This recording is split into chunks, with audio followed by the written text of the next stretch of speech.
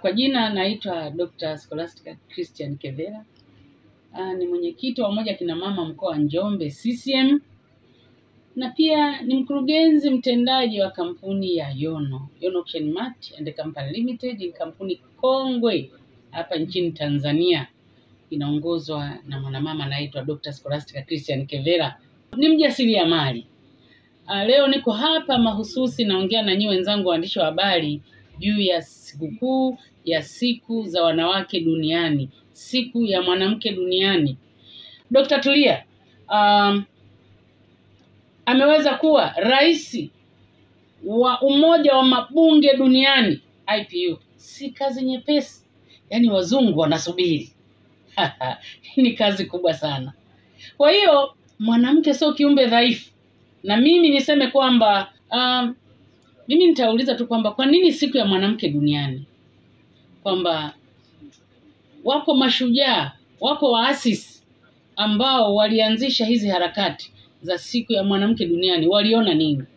Ina maana kulikuwa na mfumo dume ambao uliwakandamiza wanawake. Walikuwa wana ruhusa ya kuchagua wala kuchaguliwa. Wao walikuwa ni kupika, kufua, ni wamama wa nyumbani, au kusogombea vyeo vyovyote. Kwa sasa wanaharakati, waasisi wetu wakaona hapana, mwanamume Mwenyezi Mungu wakati anaumba kiumbe mwanadamu, si kwamba aliongeza akili nyingi kwa mwanaume, kwamba mwanaume ndio ana akili nyingi, mwanamke ana akili ndogo. Hapana, ni utofauti tu wa maumbile, lakini akili alizonazo mwanaume na ndo zile zile alizonazo mwanamke. Tunaona matokeo ya waasisi wetu. Mwenyezi Mungu awaweke mahali pema, na wamefanya kazi njema ambayo kizazi hiki cha leo na vinavyoendelea tunaona maendeleo ya waasisi wetu juu ya sherehe hizi za kusherekea wanawake duniani. Kupitia hizi sherehe au kupitia hizi harakati tunaona wanawake duniani sasa wameshika hatamu nyingi katika uongozi. Watu ni marais, watu ni wabunge, watu ni mawaziri. Kuchukulia kwa mfano nchini kwetu Tanzania, role model wetu ni Dr. Samia Suluhu Hassan, ni rais wa Jamhuri ya Muungano wa Tanzania. Dr. Samia Suluhu Hassan kaishangaza dunia. Si kwamba ni bahati mbaya, kichwani anao uwezo. Na tunamuona anafanya kazi nyingi. Kupitia kwamba tunamuona anafanya kazi nyingi, wajumbe wa mkutano mkuu CCM taifa na mimi nikiwemo, tumempitisha kwa 100%. Si rahisi kupitisha mtu kwa 100% kama angekuwa hajafanya kazi vizuri. Amefanya kazi vizuri sana Dr. Samia Suluhu Hassan. Ukienda kwenye miundombinu, yuko 100% vizuri sana. SGR hapo tunafurahia. Viwanja vya ndege, ndege zenyewe, maji, umeme vijijini, shule zimejengwa vizuri, vituo vya afya, utawala bora. Tunaona hapa hata karibuni nchi zaidi ya 26 zimekuja nchini Tanzania. Marais hao kuja kufanya mkutano nchini Tanzania, kaidumisha amani. Huyo ni Dr. Samia Suluhu Hassan, mama wa Jamhuri ya Muungano wa Tanzania, ambaye anaishangaza dunia.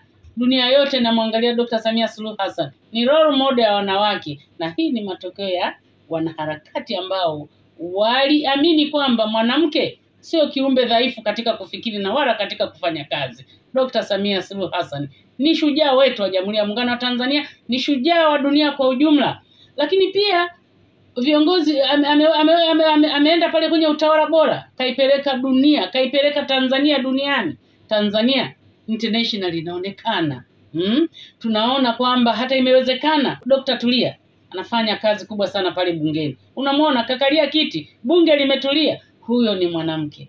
Kwa hiyo nitoe message gani sasa? Kwa mfano safari, kauli mbiu yetu inasema kwamba wanawake na wasichana tuimarishe haki, usawa na uwezeshaji.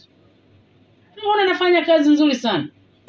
Kwa hiyo mimi niseme tu kwamba kwa wanawake tuone kwamba hawa viongozi wakubwa, Dr. Samia Suluhu Hassan, Tulia Ackson, ni role model wetu sisi wanawake. Kwa hiyo na sisi wanawake tufanye kazi kwa bidii, tujae kwa nafasi zetu kwamba tunaweza.